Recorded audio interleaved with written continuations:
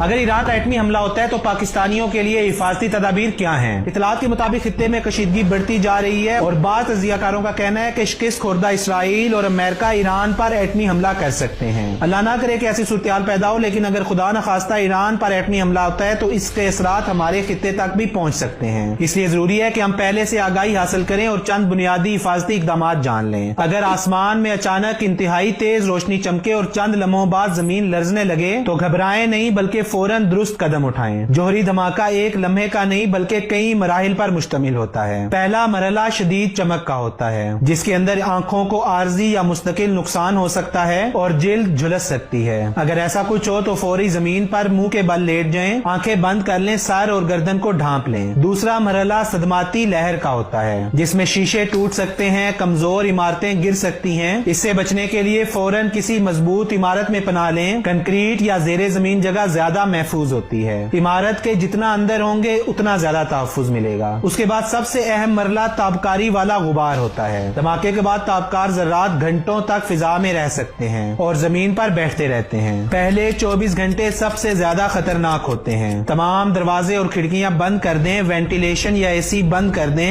عمارت کے بیچ والے کمرے یا تہخانے میں چلے جائیں۔ اگر آپ دھماکے کے وقت باہر تھے فوراً کپڑے تبدیل کریں، کپڑوں کو بند تھیلے میں رکھ دیں، صابن اور پانی سے اچھی طرح غسل کریں، ناک اور کان بھی صاف کریں، صاف کپڑے پہنیں، پہلے سے تیاری کریں۔ ہر گھر میں ایک ہنگامی کٹ ہونی چاہیے جس میں بیٹری والا ریڈیو، اضافی بیٹریاں، کم سے کم 3 دن کا بوتل بند پانی، ڈبہ بند خوراک، فرسٹ ایڈ کٹ، ضروری ادویات، ٹارچ، ماسک یا کپڑا جو ناک اور منہ ڈھانپ سکے۔ اس کے علاوہ خاندان کے لیے منصوبہ بنائیں، طے کریں کہ اگر سب الگ جگہ پہ ہوں تو کہاں ملیں گے۔ بچوں کو بنیادی حفاظتی ہدایات سکھائیں، گھبراہٹ کم کرنے کے لیے پہلے سے گفتگو کریں، بچوں کو پرسکون رکھیں، بزرگوں اور بیمار افراد کو محفوظ جگہ منتقل کریں۔ دھماکے کے فوراً بعد باہر بالکل نہ نکلیں، کھلی جگہ میں بالکل پناہ نہ لیں، غیر مصدقہ سوشل میڈیا خبروں پہ یقین بالکل نہ کریں، سرکاری ہدایت کے بغیر شہر چھوڑنے کی کوشش بالکل نہ کریں، صرف سرکاری اعلانات سنیں، بیٹری، ریڈیو یا مستند ذرائع استعمال کریں۔ افواہیں حالات کو مزید خراب کر سکتی ہیں۔ ایسی صورتحال میں ہمیشہ 3 اصول یاد رکھیں: اندر جائیں، اندر رہیں، ہدایات سنتے رہیں۔ ایسے وقت میں سب سے بڑی طاقت اسلحہ نہیں بلکہ علم، سکون اور درست فیصلے ہوتے ہیں۔ یہ پیغام آگے ضرور شیئر کریں تاکہ زیادہ سے زیادہ لوگ آگاہی حاصل کر سکیں۔ ممکن ہے یہی معلومات کسی کی زندگی بچا دیں۔